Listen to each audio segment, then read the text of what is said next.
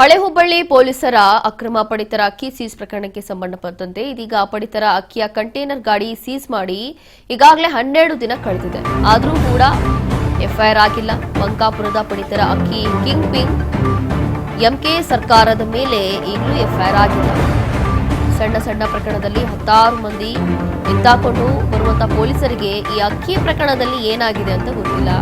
ಬಂಕಾಪುರದ MK ಸರ್ಕಾರ ಹುಬ್ಬಳ್ಳಿಗೆ ಬಂದು ಹೋದ್ರ ಹಾಗಾದ್ರೆ ಬಡವರ ಹೊಟ್ಟೆ ಸೇರಬೇಕಾಗಿರುವಂತಹ ಅನ್ನಭಾಗ್ಯದಲ್ಲಿ ಇದೀಗ ಪೊಲೀಸರ ನಿರಾಸಕ್ತಿ ಯಾಕೆ? ಕಳೆದ 2 ತಿಂಗಳು 22ರಂದೇ 5 ಲಕ್ಷ ಮೌಲ್ಯದ ಅಕ್ಕಿಯನ್ನ ಸೀಸ್ ಮಾಡಿದಂತ ಹಳೆ ಹುಬ್ಬಳ್ಳಿ ಪೊಲೀಸರು ಹಾವೇರಿ ಜಿಲ್ಲೆಯ ಬಂಕಾಪುರದಿಂದ ಅಕ್ರಮವಾಗಿ ಗುಜರಾತಿನ ಕರಾಡಕ್ಕೆ ಹೊರಟಿದ್ದಂತ ಕಂಟೈನರ್ ಲಾರಿಯದು ಚಾಲಕ ಇಕ್ಬಾಲ್ ಮದರ ವಿಚಾರಣೆ ವೇಳೆ ಬಾಯ್ಬಿಟ್ಟಿರುವಂತಹ ಸತ್ಯ.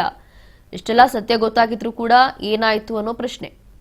ಬಂಕಾಪುರದ ಎಂಕೆ ಸರ್ಕಾರ ಹಳೆ ಹುಬ್ಬಳ್ಳಿಯಲ್ಲೂ ಕೂಡ ಸರ್ಕಾರವನ್ನ ನಡೆಸಿದ್ರಾ?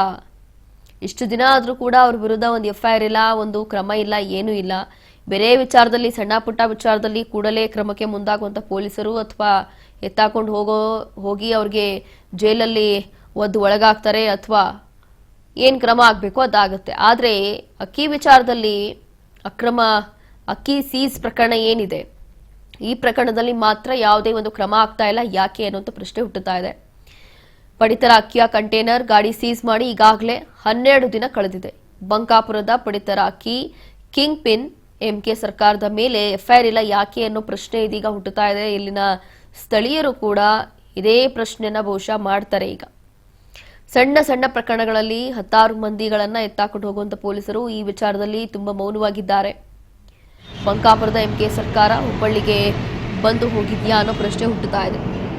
ಬಡವರಿಗೆ ಸೇರಬೇಕಾಗಿರುವಂತಹ ಅಕ್ಕಿ ಈ ವಿಚಾರದಲ್ಲಿ ಮಾತ್ರ ಪೊಲೀಸರು ಯಾಕೋ ಆಸಕ್ತಿ ತೋರಿಸ್ತಾ ಇಲ್ಲ.